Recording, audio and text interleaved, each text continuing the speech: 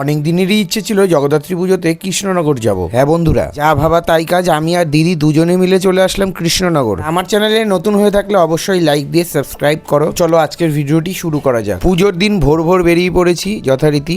এই যে ঘড়ির মোড় এখানে চলে এসেছি, আর এখান থেকেই লাইনটা শুরু হয় আর কি। এই যে বুড়িমার গেট বানিয়েছে, প্রথমেই আমরা যাচ্ছি হলো বুড়িমার দর্শন করতে। আর এখানে এসে এত সুন্দর লাগছে, চারিদিকে এত লোক, মনে হচ্ছে যে দুর্গাপূজার সকাল পুরো। দেখো কৃষ্ণনগরের যে ঐতিহ্য মাটির পুতুল কি সুন্দর করে সাজিয়ে এখানে বিক্রি করছে। আর বুড়িমার মেইন গেট এখান থেকেই শুরু হলো। আর সকালবেলায় দেখছি যে অনেক ভিড় পড়ে গেছে। ভিড়ই নাই করে 10 থেকে 15 মিনিট দাঁড়িয়েছিলাম। আর মায়ের কাছে যেতে গেলে তো এইটুখানি কষ্ট করতেই হবে। ফাইনালি কিন্তু মায়ের কাছে একদম চলেই এসছে, আর একটুখানি আর দেখা দিয়েই দিল ফাইনালি মা।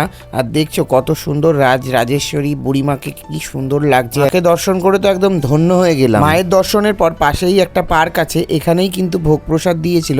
আর আমি একটা কুপন কেটেছিলাম 100 টাকার। যথারীতি এই কুপন নিয়ে লাইনে দাঁড়িয়েছি। দেখো কতটা ভিড় পড়ে গেছে। লাইনে তো আমি দাঁড়িয়েছি সকাল থেকে কিছু না খাওয়া, পেটের মধ্যে গুড়গুড় করছে। পাশেই 2-3টে লাইন আছে, 500 টাকার, 20 টাকার আর 50 টাকার। আমি তো 100 টাকার কেটেছি, তাই এই কন্টেনারে করে দিয়েছিল। ফাইনালি অনেক কষ্টে প্রসাদ পেয়ে গেলাম, মায়ের প্রসাদ বলে কথা। অনেক চাপাচাপির মধ্যেও গিয়েও মায়ের প্রসাদটা নিলাম। আর এই যে সুন্দরভাবে নিলাম। প্রসাদে ছিল পোলাও। এটা কিন্তু খিচুড়ি নয়, তোমরা অনেকেই ভাবছে হয়তো এটা খিচুড়ি, এটা ছিল পোলাও। খুব সুন্দর খেতে, আর টেস্টটাও অসাধারণ ছিল। প্রসাদ খেয়েও আমরা চলে গেলাম পাশের বারোয়ারিতে শক্তি সংঘ।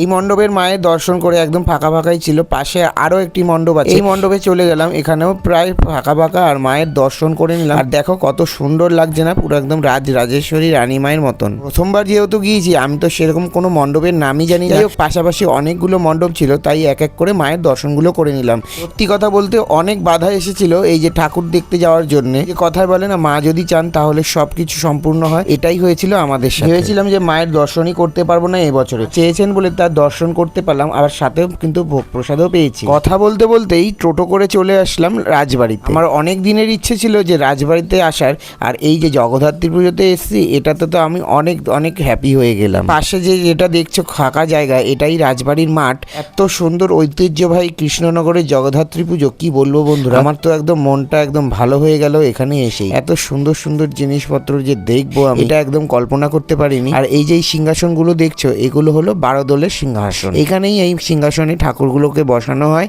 নাট মন্দিরের সামনেই রাখা আছে রাজা রানীদের আসবাবপত্র আর পুরোনো দিনের কিছু ফটো। নাট মন্দিরের প্রথম দালানটিতে হয় মা দুর্গার পুজো। আর এই যে কাঠামো এখনো আছে, দেখো বেদি করা। মন্দিরের পাশেই আছে যজ্ঞকুণ্ড। এখানে মহালয়ার পরের দিন প্রতিপদ থেকে নবমী পর্যন্ত যজ্ঞ হয়। দুর্গা মণ্ডপের পেছনেই আছে মা জগদ্ধাত্রীর মন্দির, আর এখানেই মা জগদ্ধাত্রী পূজা হয়। ইনি হলো বঙ্গের প্রথম জগদ্ধাত্রী, যিনি কৃষ্ণচন্দ্র রাজাকে স্বপ্নাদিষ্ট দিয়েছিলেন। মাকে প্রণাম করে আমরা পাশে আরো জিনিসপত্রগুলো দেখলাম, রাজা রানীদের আসবাবপত্র। আর দেখছো কত সুন্দর না মহলটা, কোনো এত সুন্দরভাবে পরিষ্কার পরিচ্ছন্ন সব পরিচর্যায় আছে। রাজবাড়ির থেকে বেরিয়ে আর একটু হেঁটে চলে এলাম চকের পাড়া আদি মায়ের কাছে। এখানে এসে মায়ের দর্শনও পেয়ে গেলাম। ছিল কৃষ্ণনগর জগদ্ধাত্রী পূজার ব্লগ, সব ঠাকুর দেখতে পারিনি। বন্ধুরা কেমন লাগলো ব্লগটি অবশ্যই তোমরা কমেন্টের মাধ্যমে জানিও।